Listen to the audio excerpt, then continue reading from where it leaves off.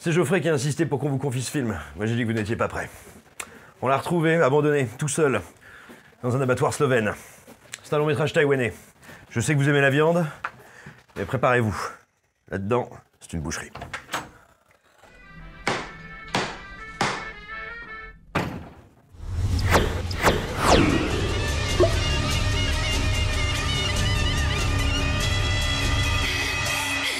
Je te lâcherai pas tant que je t'aurai pas baisé dans tous les sens. Bonjour à tous, c'est Simon, je suis accompagné de Mathieu et Déborah. Aujourd'hui, on va vous parler de quelque chose de moche et méchant, qui n'est pas moi, ni les Mignons 2. On va vous parler de The Sadness, un film tellement vil, tellement violent, tellement terrible, tellement perturbant, qu'il va saloper votre âme, votre corps, votre cerveau, votre petit cœur palpitant, et qu'aucune lessive ne pourra rattraper ça. C'est pour ça que je suis accompagné de mes deux compères pour vous causer de ce film qui est un régal dans son genre. Mais alors, de quoi ça parle? Le film se déroule à Taïwan, dans la capitale, Taipei, et suit un couple, Jim et Kat, qui se demandent où ils vont bien pouvoir partir en vacances maintenant que la pandémie est derrière eux. Un petit couple si mièvre, si à fond dans la couplerie, que nous les découvrons après accouplement, chou mignon. Qu'est-ce qu'ils sont jolis. Pas de bol, ils vivent dans un monde qui rappelle un peu le nôtre, même si le film a été mis en branle bien avant la crise sanitaire. Un monde dans lequel un virus respiratoire a causé une pandémie terrible. Le Alvin virus, et le gouvernement ne gère pas très bien le protocole sanitaire. Oui, vous avez compris, en gros c'est le coronavirus, sauf que les symptômes sont quand même autrement plus funky, puisqu'à terme, ils finissent par supprimer à peu près tout ce qui fait de nous des êtres sociables et exacerber les parties du cerveau consacrées au sexe et à l'agression. Dans le jargon médical, on dit que ça vous transforme en méga zombie ultra vénère, violent avec un E et violent avec un A. Et au milieu de tout ça, Jim essaie de retrouver Kat en un seul morceau, et inversement. Mais alors, est-ce que la promesse d'un film vraiment extrême est tenue? Alors il faut savoir que The Sadness, déjà, c'est une sensation de festival. Ça fait des mois qu'on en entend parler, qu'à chaque fois que le film est projeté, on entend parler de malaise, de gens qui tombent dans les pommes, de personnes qui disent « c'est du jamais vu !» C'est super provocateur, c'est ultra rythmé, c'est blindé d'humour noir et surtout c'est turbo giga méga ultra gore. Le film dégouline de jus de viande, il y a des scènes vraiment trash, des hectolitres de faux sang déversés au geyser, des effets pratiques qui rendent l'horreur organique et la souffrance vraiment palpable, même si par économie de moyens, certains actes sont plutôt suggérés, comme un bébé qui aurait fini en purée ou laissé hors champ. Mais il y a plusieurs soucis avec ça. Le premier, c'est que l'argument de la violence, il est un peu passé. Il est comme votre cousine ou les droits de la femme aux États-Unis, il en a vu d'autres. Ce que je veux dire par là, c'est que ça fait déjà bien longtemps, en fait depuis les années 60 et l'avènement du gore, qu'on voit arriver des films très violents, très graphiques. Ça n'a plus rien de neuf et il existe de tels tétrachiers de films gore qu'on peut légitimement se demander si c'est là un argument très excitant. Eh bien la satisfaction qu'on a à voir The Sadness, c'est son incroyable pouvoir de sidération. Évidemment, pour ceux qui tournent déjà de l'œil devant le premier saut, ça va être compliqué. Mais ça le sera aussi pour ceux qui bouffent des chipots devant Cannibal Holocaust ou Human Centipede. En fait, c'est pas tellement les nombreuses tortures, les buffets de tripes et les mises à mort ultra sanglantes prises les unes indépendamment des autres qui créent la stupeur.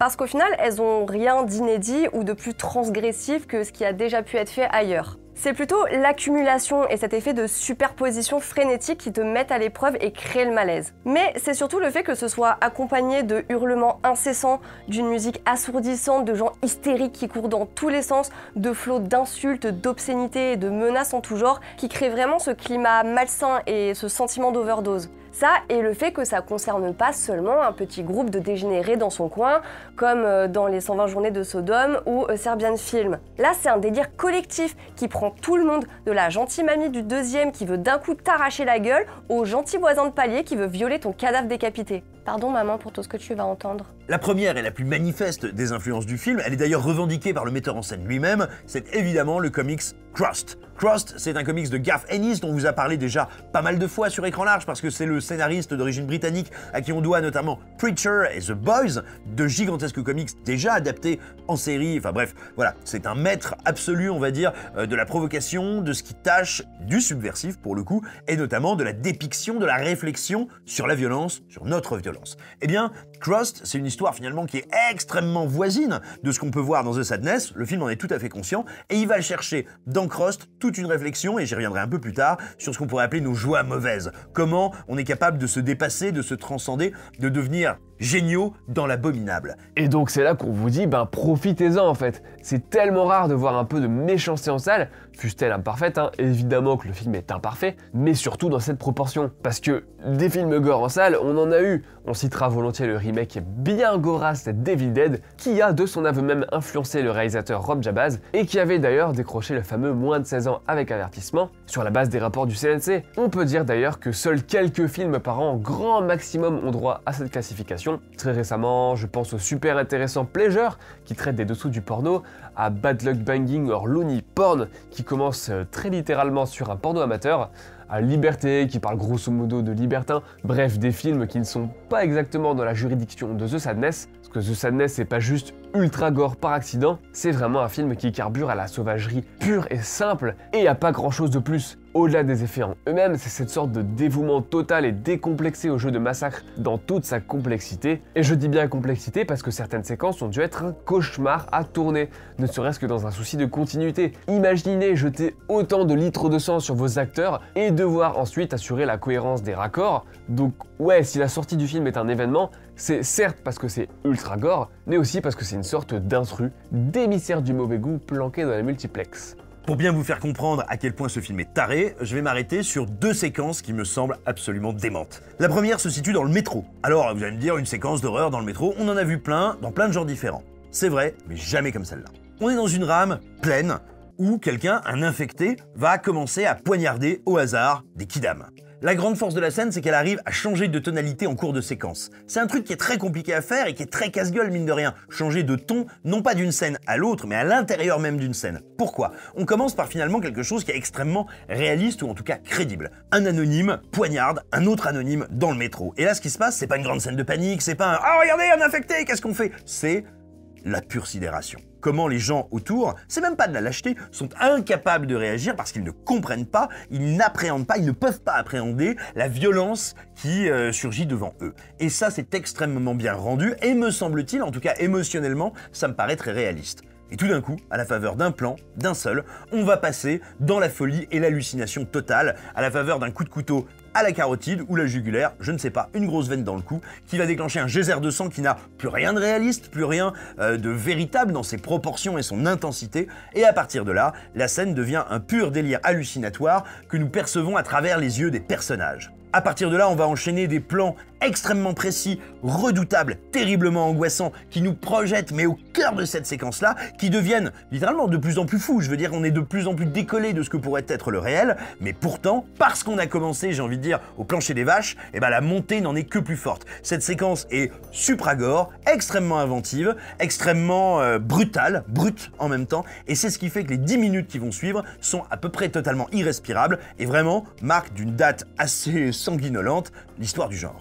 Et puis je voudrais également revenir sur une scène qui intervient plus tôt, qui est, on va dire, le moment de rupture du film, lorsque tout simplement on a le premier surgissement de violence infectée à l'écran. Dans ce genre de film, la première scène bourrin doit être assez réussie. Et là, c'est comme s'il était conscient de sa réputation, c'est-à-dire que le premier quart d'heure joue la montre, distille des indices comme autant de clins d'œil aux spectateurs venus pour voir la viande sur les murs, et le moment vient avec cette vieille sortie des enfers et une bonne rasade d'huile de friture bouillante. Finalement, le coup de la friture dans la gueule, c'est un peu devenu un classique, je veux dire, même Elfon a fait ça quoi. Sauf que ce film-là, il revendique d'aller le plus loin possible. Donc ce premier meurtre, enfin cette première mutilation, c'est autant un coup d'envoi qu'une note d'intention. Non seulement on va te fondre la tronche à l'huile, mais en plus il faut que la mamie rentre ses doigts dans la chair pour la décoller, comme un vieux chewing-gum collé sous un banc d'école. Là, t'as la vieille, elle débarque, elle fait comme ça, et t'es là genre...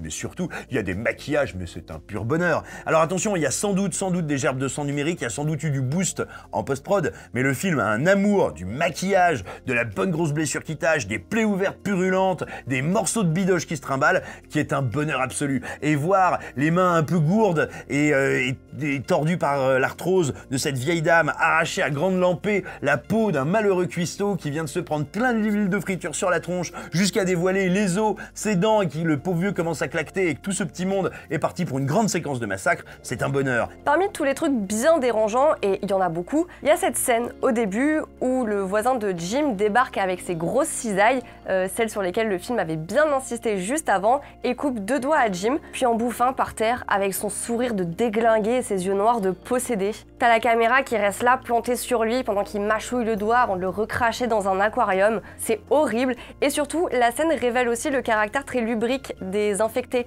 quand il lui dit qu'il prendra très gentiment le soin de doigter Kat en mimant le geste de façon bien dégueulasse et perverse. Bon, et puis bien sûr, gros coup de cœur sur la séquence de l'allocution présidentielle qui a déjà été annoncée au préalable dans le film, si on peut dire, par ce drôle de dessin animé ultra glauque et sa musique complètement infernale qui à la fois donne le rythme cruel du film et impose la télévision comme une sorte de petit diable qui ricane dans un coin. Bon, évidemment, c'est lourd, bête, c'est méchant, mais c'est pour ça que c'est génial. Dès que tu vois cette parodie de conférence à l'américaine, tu sais que le but c'est de défoncer les institutions, et la question c'est à quel point. Encore une fois, le côté satirique, c'est une excuse pour pousser les potards de la méchanceté à 300%, et que demande le peuple en fait? Ouais, exploser à la grenade les politiques irresponsables, c'est à ça que ça sert la fiction. Un bon gros coup de musique patriotique pour faire bonne mesure, et bordel, une explosion de tête presque au niveau de celle de Scanners, du caviar pour les yeux.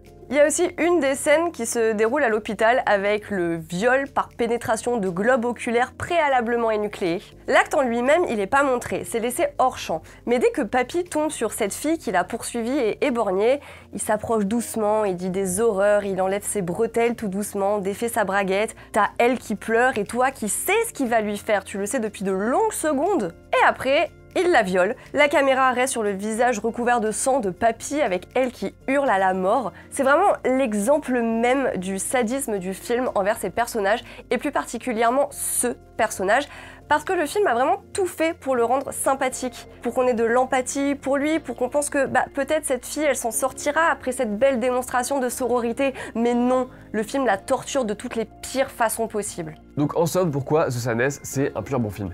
Eh ben on en revient au côté complètement décomplexé du truc.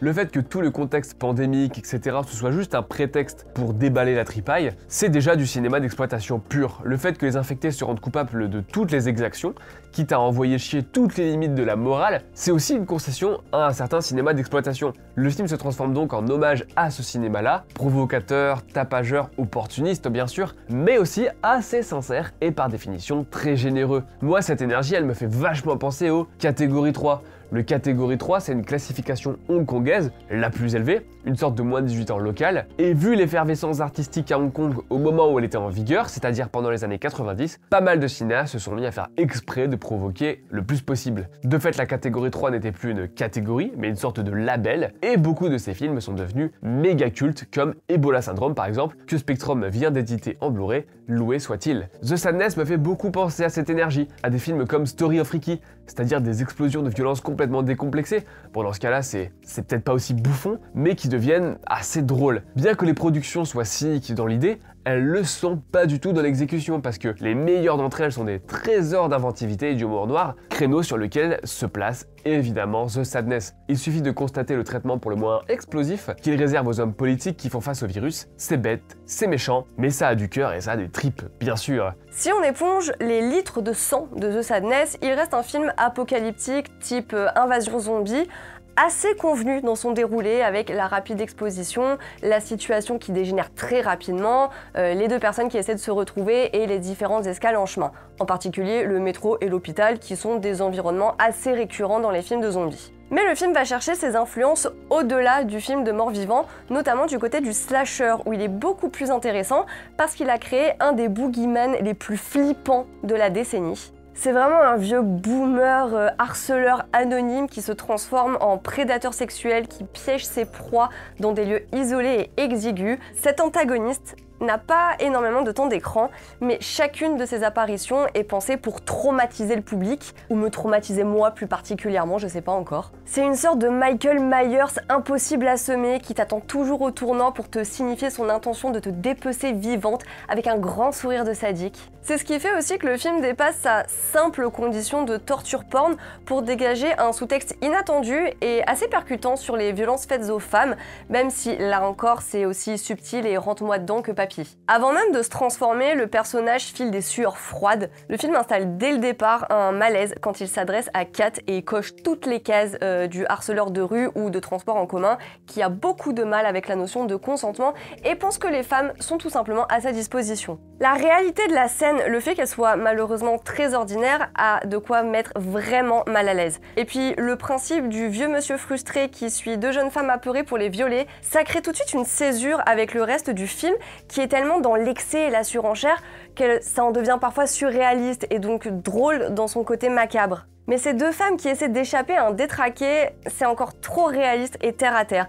Donc perso, c'est vraiment ça qui m'a le plus glacé le sang. Et enfin, la troisième raison, ça fait plusieurs fois que j'évoque un peu à demi-mot l'émotion du film. Pour moi, elle est extrêmement forte. Le film n'est pas seulement une espèce de montée de cocaïne à la viande, c'est bien plus que ça. C'est un film qui parle de nos joies mauvaises, des horribles, des terribles trucs qui peuvent finalement un peu nous satisfaire et aussi finalement de la raison pour laquelle on vient voir ce film, de la raison pour laquelle on jubile devant ce spectacle cauchemardesque. Et le film nous dit, certes, cette société part à volo, elle explose du fait d'un virus qui fait ressortir toutes les pulsions horribles qui bouillonnent en nous, mais en réalité, ce que ça signifie, c'est que toutes ces pulsions, toutes ces affreuses choses, elles étaient déjà là. C'est un film qui parle de notre profonde solitude, de la tristesse inhérente, non seulement à notre condition humaine, mais à notre condition d'humains travaillant dans des sociétés tentaculaires, anonymisées, où finalement, nos rapports, quand bien même nos rapports avec ceux qu'on aime, sont de plus en plus superficiels, voire surfaciels, où on ne se connaît jamais vraiment, et où finalement, la seule transgression, le dernier lien qui reste, la dernière connexion qui nous attend, c'est celle d'un grand chaos, c'est celle de la haine et de la mort. Ça n'est pas pour rien que le film s'appelle The Sadness. The Sadness, ça veut dire The Tristesse, et The Tristesse, elle est très forte dans le film, parce qu'effectivement, au fur et à mesure qu'on sent ce récit progresser, qu'on se doute bien que ça va pas être une mince affaire de se rejoindre pour nous tourtereaux, que quand bien même ils se rejoindraient, peut-être ne se rejoindront-ils que dans la mort, eh bien effectivement, c'est une immense tristesse qui préside à toute cette histoire. Et on a l'impression de voir annoncer finalement un espèce de grand baroud d'honneur, non pas larmoyant je dirais, mais amer, acide et destructeur, un petit peu comme si le film nous disait oui, en fait je peux pas vous faire de récit post-apocalyptique parce qu'après cet apocalypse, il ne restera rien. Vous l'aurez compris, le premier film de Rob Jabaz, The Sadness, nous a tapé dans l'œil, arraché l'estomac et éparpillé les tripes façon puzzle. On vous le recommande chaudement, que vous soyez ou non un public averti, que vous soyez ou non spécialiste du genre, c'est une expérience qui mérite le grand écran, qui mérite la salle obscure, et ça tombe bien parce qu'il peut sortir à peu près décemment en France. Ruez-vous dessus, mais ruez-vous aussi sur l'abonnement d'Écran Large, l'abonnement à cette chaîne, mais aussi l'abonnement au site, parce que contre quelques euros, lien en description de cette vidéo, vous pourrez tout simplement devenir un membre premium de la communauté Écran Large, si vous en avez envie, et puis si vous en avez les moyens.